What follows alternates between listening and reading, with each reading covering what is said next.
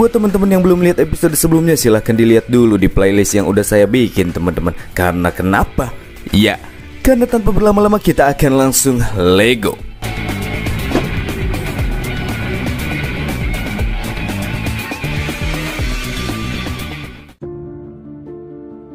Scene kali ini memperlihatkan Liu Yuan yang tengah memegang pisau tulang dalam kondisi waspada ketika ia menyadari adanya seseorang yang dirasa mencurigakan di depan biliknya. Dan ternyata orang tersebut adalah Wang Fugui yang kala itu sedang menunggu kepulangan Ren Xiaosu yang tengah pergi berburu. Setelah kepulangannya, Xiaosu disambut dengan begitu gembira oleh Wang Fugui. Pria gembul ini juga sempat mengungkit obat salep yang Xiaosu berikan kepada bapak-bapak tukang kayu sebelumnya. Dan obat tersebut bekerja dengan baik setelah bapak-bapak pembawa kayu mengkonsumsinya. Sambil berbisik, Fugui menjelaskan jika terdapat bangsawan yang tinggal di dalam penampungan petir yang membutuhkan obat buatan Xiaosu. Selain itu, jika Xiaosu bisa memproduksi obat salepnya secara terus-menerus, Fugui juga akan siap untuk menampungnya. Xiaosu yang merasa tidak tertarik dengan penawaran semacam itu pun langsung pergi ke arah bilik. Akan tetapi Fugui yang masih belum menyerah menghentikan MC dan kembali menjelaskan bahwa orang-orang yang ada di dalam penampungan petir di dalam benteng pada umumnya tidak pernah menjalin urusan dengan para pengungsi pinggiran kota seperti mereka. Dan jika Xiaosu menjual obat miliknya sendiri, sudah pasti takkan ada orang yang mau memperdulikannya, sehingga penawaran yang diberikan oleh Wang Fugui akan sangat sulit untuk bisa ditolak. Dan pada akhirnya Xiaosu pun akan mempercayai Wang Fugui dalam penawaran kali ini. Sebagai harga teman, Xiaosu akan menjual obat buatannya senilai 600 yuan. Fugui pun langsung melompat saking kagetnya mendengar harga obat tersebut. Agar transaksi berjalan lancar, Xiaosu menjelaskan bila dibandingkan dengan obat antiinflamasi yang baru bisa bekerja setelah dikonsumsi 3 hari, obat Xiaosu ini cuma butuh 1 hari untuk bisa sembuh. Jadi harga 600 yuan itu sudah sangat masuk akal menurutnya. Karena ucapan Xiaosu terasa masuk akal, pada akhirnya Fugui pun membeli obat tersebut seharga 600 yuan.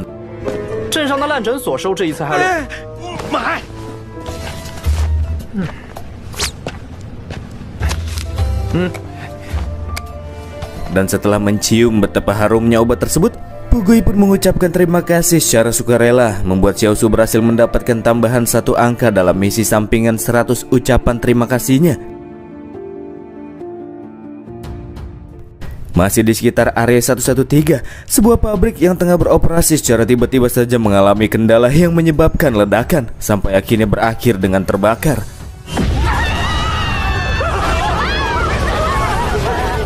Ren Xiaosu di depan rumahnya kini masih terus berupaya menarik perhatian warga untuk datang ke kliniknya. Tapi seperti sebelumnya, orang-orang sama sekali tidak peduli apa yang diperbuatnya. Di saat yang sama dari arah lain muncul seorang pegawai pabrik yang berlari secara tergesa-gesa, tabrak sana tabrak sini dengan kondisi yang terluka.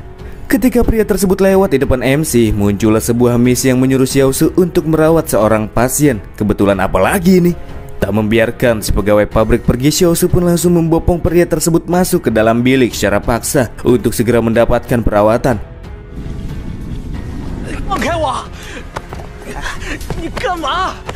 Setelah membaringkan si pegawai dan untuk membuatnya tenang, Xiaosu juga mengatakan kalau dokter di tempat mereka itu cuma sekedar penipu, dan di sini ia juga bermaksud untuk menyelamatkannya. Ketika melihat beberapa orang lewat juga mengalami luka, Xiaosu bertanya apakah baru saja ada perkelahian yang besar. Si pegawai pabrik pun kemudian menjelaskan bahwa ketel pabrik baru saja meledak. Meskipun ia bisa menyelamatkan diri, namun masih terdapat beberapa pegawai lain yang masih terjebak di dalam kobaran api. Bagi Xiaosu ini bukanlah kabar duka, melainkan sebuah kesempatan untuk bisa mendapatkan banyak pasien. Dengan senyum ceria ia pun lantas keluar dari bilik sambil menyuruh Onesan untuk mensterilkan jarum untuk menjahit luka. Tak lama setelahnya Xiaosu pun kembali sambil membawa 2 orang calon pasien dengan cara paksa seperti sebelumnya. Setelah mendapatkan izin dari Xiaosu dan membakar jarum untuk membuatnya bebas dari kuman, Onesan pun langsung saja menjahit luka tanpa menunggu jarum yang ia gunakan dingin terlebih dahulu. Dan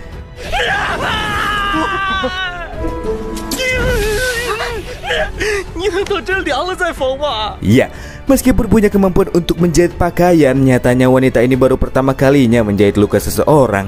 Setelah selesai menjahit luka pasien sebagai finishing, Xiaosu akan mengoleskan salep di atas permukaan lukanya. Dan dalam perawatan ini, si pegawai pabrik akan dikenakan biaya 600 yuan, sama seperti harga bila ia berobat ke klinik dokter. Ketika obat hitam dioleskan Xiaosu, si pasien pun tidak merasakan perih sedikit pun. Dan dengan ini, maka pasien pertama pun berhasil diurus, menyelesaikan misi Xiaosu, dan sebagai reward, ia pun memperoleh sedikit peningkatan kekuatan fisik. 真的不疼了，谢谢。哎，治完伤不说声谢谢吗？任务完成，奖励1点力量。这。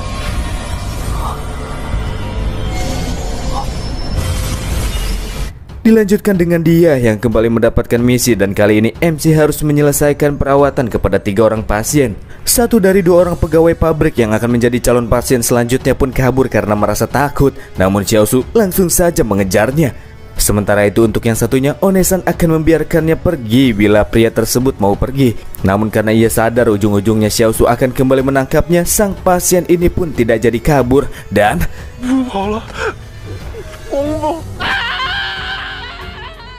Kita selanjutnya akan beralih ke area pabrik yang masih terbakar dan kobaran apinya juga terlihat sudah semakin membesar, serta nampak pula terdapat beberapa orang yang masih terjebak di dalamnya. Di saat yang sama dari arah lain mulai terdengar suara-suara mengerikan yang berasal dari para serigala yang semakin menambah kondisi bertambah chaos.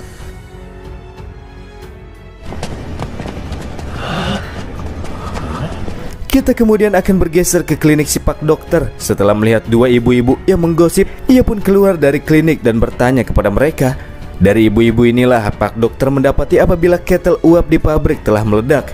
Beberapa orang yang selamat dalam kejadian tersebut juga terlihat berlarian sambil terluka. Si dokter pun kebingungan, karena jika memang benar ada orang yang terluka, kenapa kliniknya ini sepi dan tidak ada pasien yang singgah?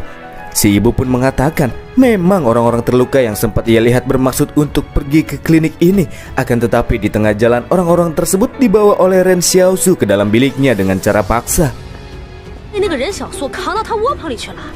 Kita akan kembali ke klinik Xiaosu. Setelah berhasil menunaikan misi merawat 3 pasien dengan mengobati pasien terakhirnya, sebagai hadiah ia pun memperoleh sedikit peningkatan agility, yang efeknya juga langsung terbukti di saat Xiaosu berhasil menangkap pot tanah liat yang tak sengaja dijatuhkan oleh Onesan.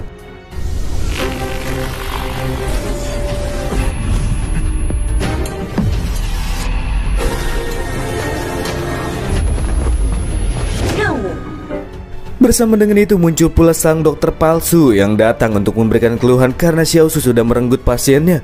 Untuk mengurus dokter gadungan tersebut, Xiaosu selanjutnya keluar sambil mengupas kentang dengan menggunakan pisau tulangnya yang tajam. Xiaosu yang terlihat seperti tukang jagal membuat si dokter mulai merasa ngeri. Ditambah lagi di dalam biliknya juga terdapat seorang pria kusam yang sedang menangis.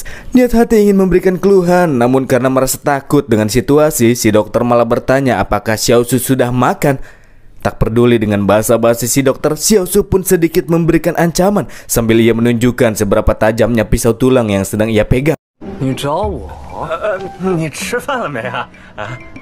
我说任小素，我就问，你爹留的家底儿也快被你败光，以后才不会死得太惨。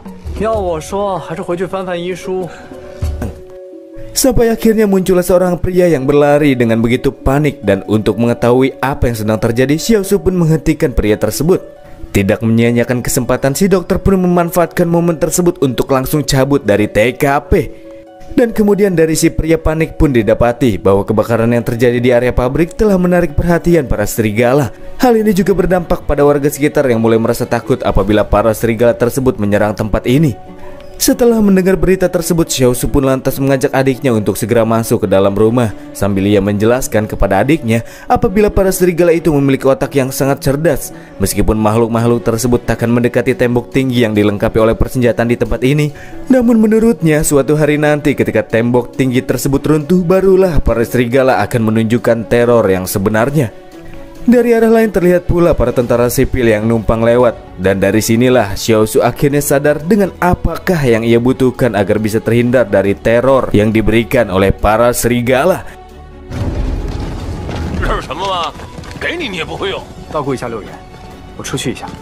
Xiaosu selanjutnya pergi dan meminta Onesan untuk menjaga adiknya sementara waktu. Pada malam itu Xiaosu pergi keluar area kota pinggiran sambil terus berlari untuk menuju suatu lokasi, dan tempat yang akan ia kunjungi kali ini ialah area pabrik yang jaraknya sudah semakin dekat. Dan di saat itulah MC melihat sebuah ledakan diikuti dengan teriakan dari seseorang.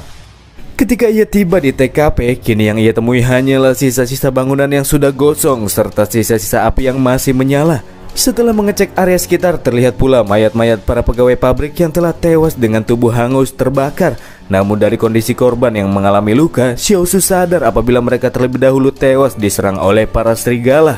Dari salah satu jasad yang terlihat masih utuh, Xiaosu menemukan benda yang sedang ia cari-cari. Dan iya, itu merupakan sebuah senjata yang dipegang oleh sang kepala pabrik.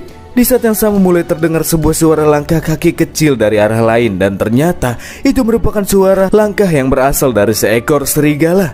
Namun dalam pertemuan mereka, secara ajaib Xiaosu selamat ketika sang serigala mundur begitu saja.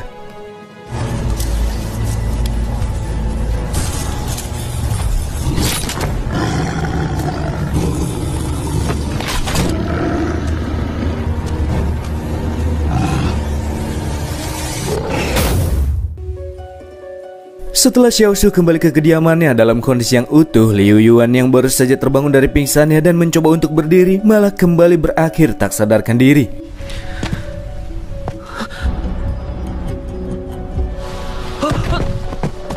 Dari sinilah sang kakak mengetahui apabila adiknya ini sudah menggunakan kekuatannya secara berlebihan.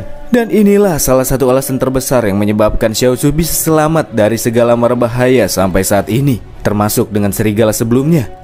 Dan kemudian Xiaosu yang mendengar suara berisik dari luar pun langsung mengeceknya. Dan ternyata kini biliknya sudah dipenuhi oleh orang-orang yang menyergapnya. Dan mereka berasal dari dalam benteng yang diketahui adalah para tentara dari dalam benteng yang dipimpin oleh pria bernama Wang Chongyang. Alasan dari penyergapannya kali ini ialah untuk menyelidiki Xiaosu. Di sini Chongyang bertanya apakah Xiaosu keluar ketika terjadinya insiden penyerangan serigala yang terjadi di area pabrik. Di saat MC mencoba memahami situasi, dari arah lain muncullah si dokter gadungan yang penuh dengan keyakinan menunjuk-nunjuk Bang MC sambil menyatakan bahwa ia melihat Xiaosu keluar dari kota ini pada saat terjadinya insiden tersebut. Dengan santai MC kemudian mengakui bahwa ia memang baru saja keluar dari kota. Itu dikarenakan toilet satu-satunya di tempat ini yang sudah kering sedang diisi oleh seorang warga yang bernama Hezong.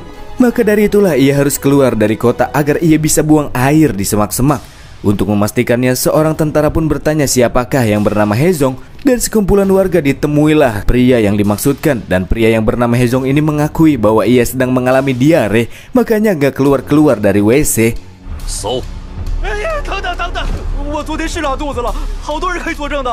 Sebelum para tentara melanjutkan penyelidikan, muncul Wang Fugu yang datang. Dan sebagai obrolan pembuka, pria gembul ini pun bertanya apakah yang sedang dilakukan oleh para tentara sipil seperti mereka lakukan di tempat di kediaman Ren Xiaosu ini. Dan dijelaskanlah oleh Chongyang, pada saat terjadinya penyerangan yang dilakukan oleh para serigala, sempat terjadi aksi tembak-menembak yang dilakukan oleh para pekerja yang memegang senjata di area pabrik. Dan ketika Chongyang membersihkan area tersebut sebelumnya, ia menemui bahwa sang kepala manajer pabrik yang berasal dari tempat penampungan petir telah tewas. Dan pistol miliknya tidak bisa ditemukan dimanapun. Dan dalam kasus ini, pelaku yang paling memungkinkan ialah orang yang meninggalkan kota saat terjadinya insiden. Dan dia adalah Ren Xiaosu. Setelah menjadi tersangka, MC pun sudah menyiapkan senjatanya untuk langsung baku hantam. Namun sebelum itu terjadi, Wang Fugui memberikan pembelaan kepada Xiaosu. Sambil menurunkan senjata Chongyang, pria gembul ini mengatakan mana mungkin orang pinggiran seperti mereka ini berani mengambil barang kepunyaan orang dari penampungan petir. Alasan yang disampaikan Fugui nampaknya tidak bisa menghentikan Chongyang. Sebab bagi pria ini untuk bisa mengetahui siapakah pelakunya, mereka harus melakukan penyelidikan lebih lanjut. Sebelum Xiaosu digeledah, Fugui kembali melakukan pembelaan kepada MC. Dia menyampaikan kalau Xiaosu ini merupakan orang yang spesial karena Fugui diminta oleh seorang pria berpengaruh bernama Bos Luo untuk menjaganya. Dikatakan pula jika Chongyang berani menyakiti Xiaosu, maka akan terjadi bentrokan di antara Bos Luo dengan pihak tentara sipil seperti mereka. Tapi lagi dan lagi Chongyang tidak terlalu peduli dan ia masih tetap tidak akan menghentikan tujuannya yang kali ini akan melakukan penyelidikan. Sambil pria tersebut menyuruh anak buahnya untuk segera menggeledah Xiaosu serta seisi rumahnya.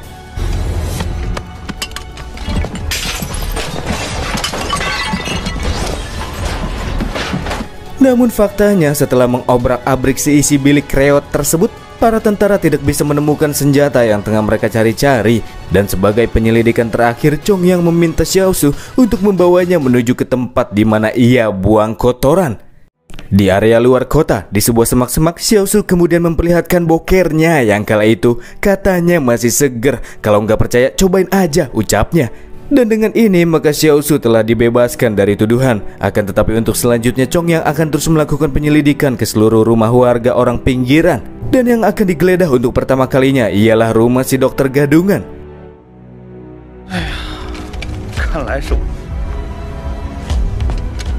Sambil berjalan pulang, Wang Fugui memberitahukan jika apa yang sebelumnya ia sampaikan terkait dengan Bos Luo itu benar adanya. Dikatakan bahwa Bos Luo ini adalah orang yang meminta obat salep sebelumnya. Dia merupakan seorang perwakilan yang memiliki pengaruh besar di sebuah lembaga yang bernama Kingxi Group di dalam Benteng 113. Dan selama Xiaosu mengirimkan obat buatannya itu secara rutin setiap bulannya kepada Bos Luo, maka di masa depan Bos Luo berjanji untuk menyediakan tempat tinggal untuknya di dalam tempat penampungan petir. Bila itu memang benar adanya, Xiaosu di sini minta dipertemukan secara langsung dengan Bos Luo supaya ia bisa tinggal di dalam penampungan petir secepatnya. Tapi sayangnya menurut Wang Fugui hal itu takkan bisa dilakukan dalam waktu-waktu yang dekat ini. Selain itu, jika Xiaosu tinggal di dalam benteng, maka tidak akan ada lagi orang yang bisa mengambil herbal di alam liar lagi untuk Bos Luo. 集团某位大人物同父异母的亲兄，说说，把我们都弄到壁垒里面去。哎呀，对了。 谁给罗老板去野外弄草药啊？ Keesokan harinya di SD Tadika 113, ceritanya Xiaosu baru selesai mengajar dan ia masih mengeluh karena para murid tidak ada yang tulus ketika mengucapkan salam terima kasih Pak Guru. Dan kemudian ia pun pulang bersama adiknya. Di tengah jalan Xiaosu kembali bertemu dengan Wang Fugui yang kali ini tiba bersama dengan seorang pria parubaya. Fugui memperkenalkan bahwa pria yang ia bawa bernama Chen Haidong, manajer yang bertugas mengelola pasar di kota pengungsi yang juga berasal dari penampungan petir, dan beliau dipanggil Bos Chen. Bos Chen di sini sudah mendengar apabila Xiaosu ini memiliki talenta untuk menyembuhkan serta menyelamatkan orang lain karena ia sedang membutuhkan sosok dokter yang nantinya dipekerjakan di ruang UGD. Xiaosu pun diberikan penawaran job yang satu itu. Di lain hal, share kebetulan terdapat pula sebuah klinik di samping toko kelontong Fugui yang bisa ditempati oleh Xiaosu. Dan iya, itu merupakan klinik milik si dokter gadungan yang sudah kabur entah kemana. Xiaosu juga sudah boleh menempati bangunan tersebut besok. Sebelum pergi, Bos Chen juga akan memberikan bantuan kepada Xiaosu jika ia membutuhkannya di masa depan. Ini ia lakukan karena sosok dokter itu sangat berharga bagi kota dan mereka jarang sekali untuk bisa ditemui. Setelah Bos Chen pergi, Fugui pun memberikan selamat kepada Xiaosu. Selain itu, ia juga menjelaskan alasan kepergian si dokter gadungan itu disebabkan karena ia merasa ngeri setelah menyinggung Xiaosu dan Wang Chong yang sebelumnya. Xiaosu benar-benar dianggap sangat beruntung kali ini. 刚好做个顺水人情儿，小苏。 Dan iya, tempat inilah yang akan menjadi rumah baru Xiaosu. Meskipun sangat sederhana, namun bagi orang-orang seperti mereka yang tinggal di pinggiran kota, ini merupakan bangunan yang sangat bagus. Dan itulah episode ketiga dari The First Order. Wah, masih belum ada baku hantamnya guys. Mungkin minggu besok kali ya. Oke, sekian dulu dari saya. Terima kasih buat teman-teman yang udah nonton sampai akhir dan bye.